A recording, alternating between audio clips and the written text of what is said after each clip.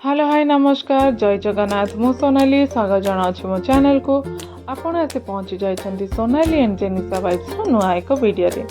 आज मो मार्केट भली छेना मिठा बनैबी तो चलते देखा मु केमिति बनैछि। प्रथमे गोटे कड़ाई रे गोटे चामच घी दे देछि। सेतिने मु आगरु छिंडेकी रखिथिबा छेना को दे देछि।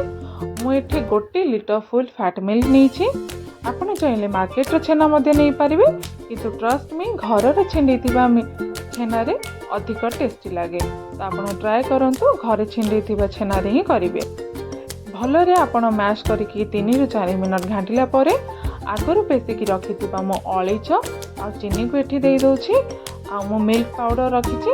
आपण चाहिले स्टेप को स्किप करि पारिबे, किंतु मिल्क पाउडर देले बहुत भल लागे। आपण जदि वीडियो रो एई पार्ट पर्यंत आसी जाइछन्ती ताले चैनल टी को सब्सक्राइब करंतु, वीडियो टी को लाइक करंतु।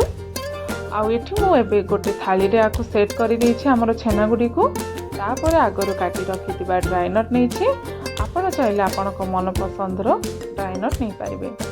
भले से आपण ड्राई नट देला परे आपण सेट करिकि फ्रिज रे रखि देबे। फ्रिज रो आपण घंटे रो 2 घंटा रखिबे। मते टिके जल्दी थिला तो 10 मिनट रे ही बाहर कर देछि। तो आपण देखिथिबे मोर मिठाटी बहुत ही सॉफ्ट अछि, किंतु ट्रस्ट मी पर मोर मिठा पूरा मार्केट वाली हार्ड हो जाइथिला।